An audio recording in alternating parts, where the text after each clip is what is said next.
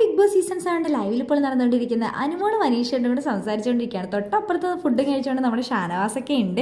അപ്പോൾ അവർ സംസാരിക്കുന്നുണ്ട്, എന്തിനാണ് പിന്നെ എല്ലാവരും ഇവിടെ ഈ കറി ഉണ്ടാക്കിയിട്ട് പിന്നെയും ഉപ്പിട്ട് കഴിക്കുന്നു, ഉപ്പ് കഴിച്ച് കഴിഞ്ഞാൽ BP കൂടും, അതേപോലെ തന്നെ സോഡിയം കൂടും എന്നൊക്കെ ഷാനവാസും അനീഷും അങ്ങോട്ടും ഇങ്ങോട്ടും സംസാരിക്കുന്നുണ്ട്. അപ്പോഴാണ് നമ്മുടെ അനുമോൾ വരുന്നത്.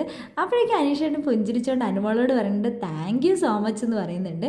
അപ്പോൾ അനുമോൾ പറയുന്നുണ്ട് ഇന്നെല്ലാവരും നന്നായി ഫുഡ് കഴിച്ചിട്ടുണ്ട്, കാരണം ഇന്ന് നമ്മുടെ അനുമോൾ ഉരുളക്കിഴങ്ങ് വറുത്തതും അതേപോലെ തന്നെ കറിയൊക്കെ ഉണ്ടാക്കി കൊടുത്തിട്ടുണ്ട്. അപ്പോൾ എല്ലാവർക്കും നല്ല ഇഷ്ടപ്പെട്ടിട്ടുണ്ടായിരുന്നു.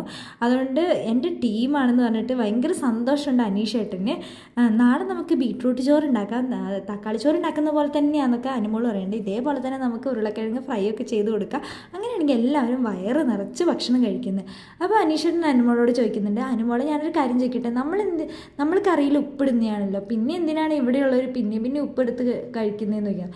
അതോ ഓരോരുത്തരുടെ ഇഷ്ടമല്ലേ, ചിലർക്ക് ഉപ്പ് കൂടുതൽ കഴിക്കേണ്ടി വരും, ചിലർക്ക് കുറച്ച് മതി, ചിലർക്ക് എരിവ് കൂടുതൽ വേണം, ചിലർക്ക് എരിവ് കുറവ് മതി, പിന്നെ ആരെങ്കിലും ഇവിടെ ഉപ്പെടുത്ത് കഴിച്ചോന്ന് അനുമോൾ അനീഷനോട് ചോദിക്കുന്നുണ്ട്. ആരും കഴിച്ചില്ല, ഞാൻ ചോദിച്ചതെന്ന് പറയുന്നുണ്ട്. ഷാനവാസിക്ക തൊട്ടപ്പുറത്തുണ്ട്.